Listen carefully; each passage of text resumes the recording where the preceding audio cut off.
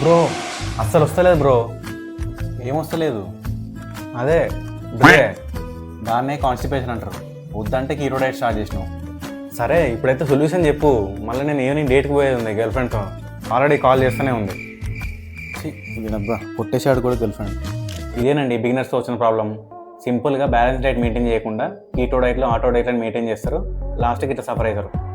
అసలు simple వర్డ్స్లో keto diet గురించి చెప్తా వినండి. బేసిక్గా కీటో డైట్ అంటే లో కార్బ్ హై ఫ్యాట్ డైట్. ఈ డైట్లో ఉండే వాళ్ళు చాలా అంటే చాలా తక్కువ కార్బ్స్ తింటారు, లైక్ రైస్, రోటీ ఎక్సెట్రా. లేకపోతే మొత్తానికి తినరు. వీళ్ళు తినేది only fats and protein foods like red meat, eggs, paneer, tofu etcetera. అసలు హ్యూమన్ బాడీకి ఎనర్జీ సోర్స్ అంటే కార్బ్సే. అవి తినడం ఆపేసి మీరు ఫ్యాట్స్ తిన్నప్పుడు మీ బాడీ ఎనర్జీ సోర్స్గా ఫ్యాట్స్ని యూజ్ చేసుకుంటుంది.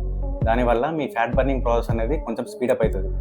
ఇక్కడనే ఉంటుంది ట్విస్ట్. అట్లా మీరు సడన్గా కార్బ్స్ కట్ చేసినప్పుడు ఆ కార్బ్స్లోనే మీకు గట్ హెల్త్కి కావాల్సిన fibre rich foods like fruits, legumes, whole grains ఉంటాయి. అట్లా ఫైబర్ రిచ్ ఫుడ్స్ అవాయిడ్ చేస్తూ దానికి తోడు కావాల్సినంత వాటర్ తాగకపోతే వచ్చేది కాన్స్టిపేషనే. వచ్చిందిలే సొల్యూషన్ చెప్పు ఫాస్ట్గా.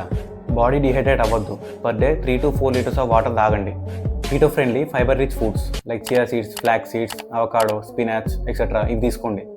మన బాడీకి మెగ్నీషియం కావాలి. పంకిన్ సీడ్స్ తినండి. క్యాలరీస్ ఎక్కువైతే అనుకుంటే డాక్టర్ని కన్సల్ట్ అయ్యి మెగ్నీషియం సప్లిమెంట్ తీసుకోండి.